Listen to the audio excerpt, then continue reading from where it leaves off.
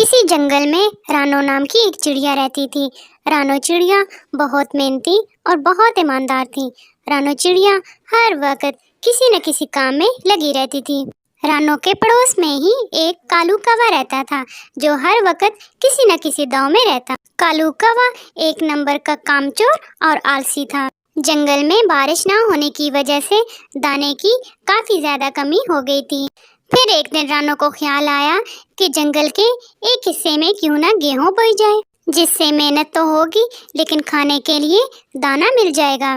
میں اکیلے شاید ایسا نہ کر پاؤں، کیوں نہ اپنے پڑوسی کالو کوے کو ساتھ ملا لوں، اس سے میرا کام بھی آسان ہو جائے گا اور کالو کوے کو بھی دانا مل جائے گا۔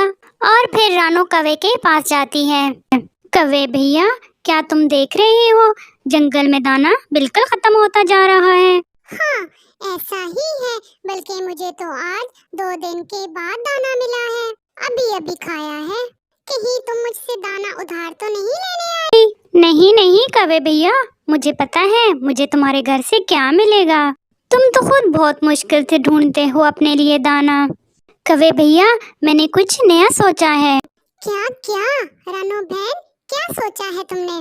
ندی کے پاس کافی زمین خالی ہے اور میرے پاس کچھ دانے بھی ہیں۔ اگر تم میرا ساتھ دو تو ہم دونوں مل کر وہ دانے بو دیتے ہیں، اس سے ہمارے پاس کھانے کی کوئی کمی نہیں ہوگی۔ بات تو تمہاری ٹھیک ہے، کام مل کے کر لیں گے اور جو فصل ہوگی وہ دونوں کی آدھی مجھے منظور ہے۔ تو پھر چلو آج ہم جا کے زمین کو نرم کر دیتے ہیں، کیونکہ بیج نرم زمین میں ہی اگتا ہے۔ ایسے اچانک تم مجھے بتا رہی ہو، شیئرنگ ہے میری تم سے، لیکن آج ایسا کرو تم زمین نرم کرو، باقی کا سارا کام میں تم سے برابر کر دوں گا۔ کوے بھیا، اگر تمہیں کوئی کام ہے تو کوئی بات نہیں، میں زمین اکیلے ہی نرم کر آتی ہوں، لیکن کل بیج بونے ہیں، تمہیں لازمی آنا ہوگا۔ پکا، میں کل تمہارے ساتھ جا کر سارے ہی بیج خود بو دوں گا۔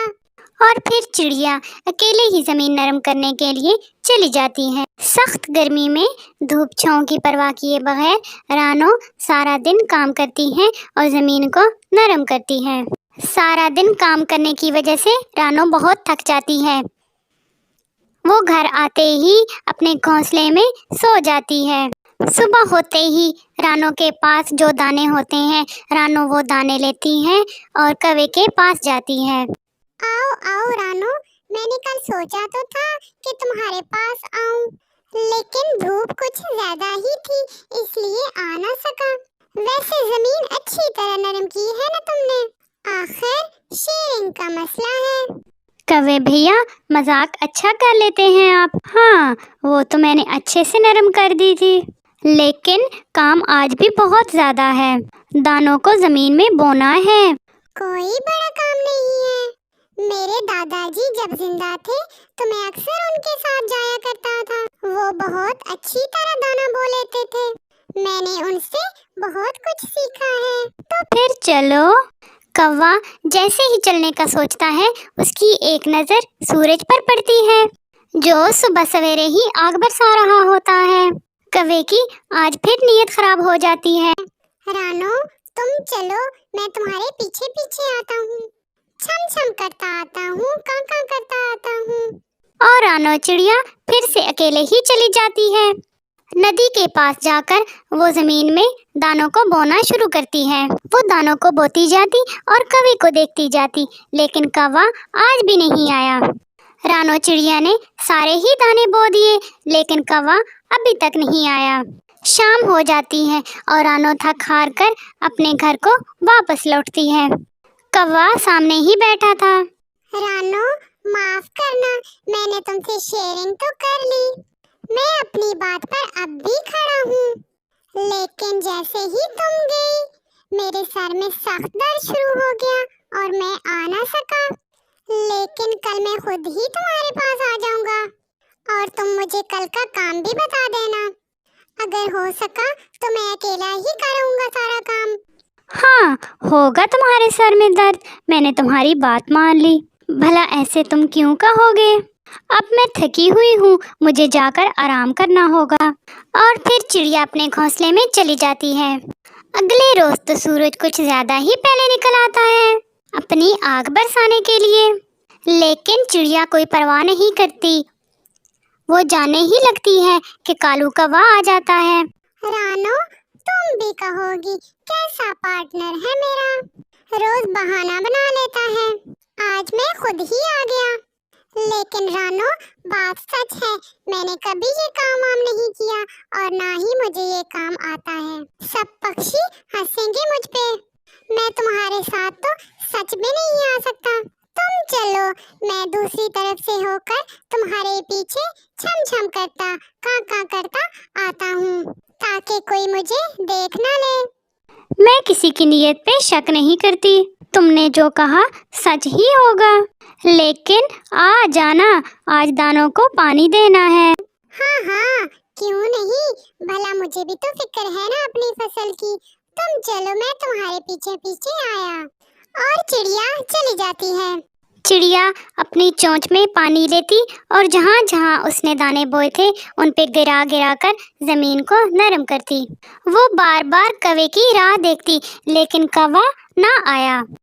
फिर से शाम हो गई और चिड़िया सारा काम खत्म करके थक हार कर अपने घर को वापस लौटती है। कौवा फिर से बैठा इसका इंतजार कर रहा था। चिड़िया रानो, आ गई हो। अब तुम ये ना कहना मैं झूठा हूँ। रानो, जैसे ही मैं दूसरी साइड से तुम्हारी तरफ आने लगा तो मेरा मामा मेरी तरफ आ रहा था।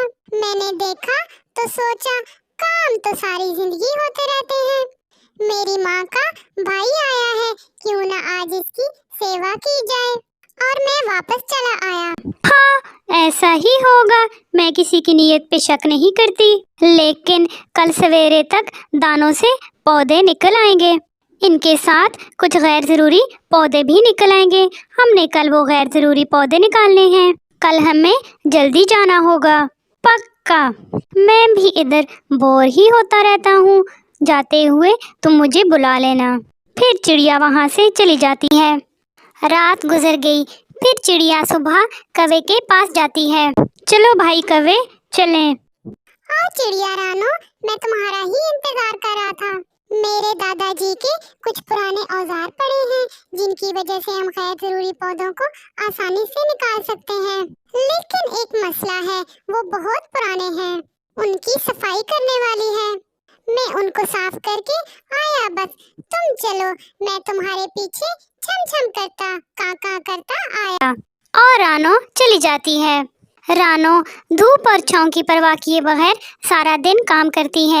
वो गैर जरूरी पौधों को निकालती है, लेकिन कौवा आज भी ना आया। शाम तक रानो सारी फसल की खुद ही सफाई कर लेती है और फिर रानो वापस आ जाती है। कौवा फिर से कोई बहाना सोच रहा था। कौवा कोई बात करता उससे पहले ही रानो बोल पड़ती है, धूप में काम करना बहुत मुश्किल है, इसलिए तुम नहीं आए ना। नहीं नहीं, ऐसा नहीं है चिड़िया रानी। मैंने सोचा फसल तो उगाई है, अब इसकी कटाई भी करनी है। अगर इस धूप से दोनों बीमार हो गए तो कटाई कौन करेगा। बस यही भला सोचा मैंने तो। फिर रानो वहाँ से चली जाती है। ऐसे ही दिन और रात गुजरते गए। कौवा भी जानता था अब तक फसल तैयार होगी। वो खुद से ही रानो के पास जाता है। रानो चिड़िया, कटाई कब करनी होगी फसल की?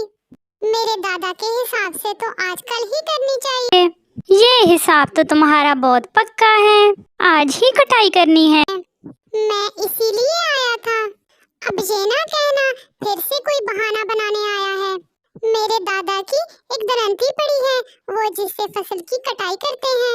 मैंने देखा कि वो तेज नहीं है, मैं उसे तेज कर रहा था।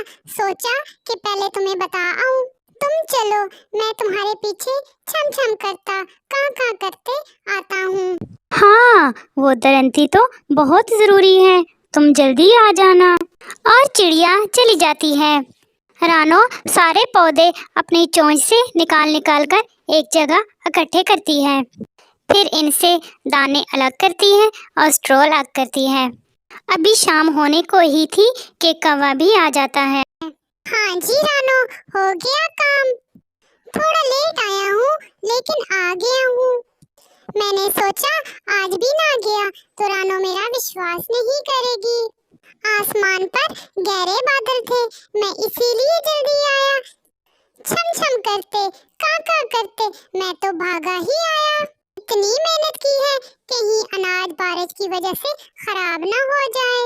तुम काम करके थक गई होगी, आखिर बांटना भी है फसल को। ये काम तो मेरे दादाजी ने बहुत अच्छे से समझाया हुआ है मुझे। कौवा दानों वाले ढेर पे बैठा होता है। ये दाने मेरे और स्ट्रॉ तुम्हारा। हिसाब यही बनता है क्योंकि तुमने मेहनत ज्यादा की है।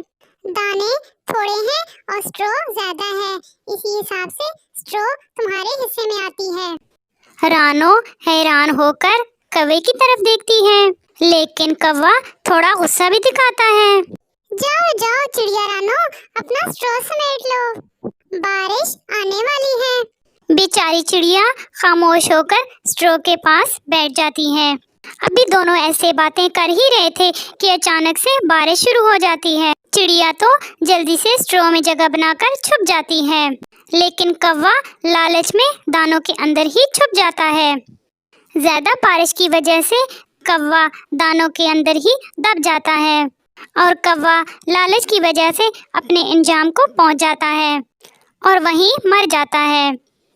इस कहानी से हमें ये सीख मिलती है कि कभी कभी बहुत ज़्यादा चालाकी हमें ले डूबती है।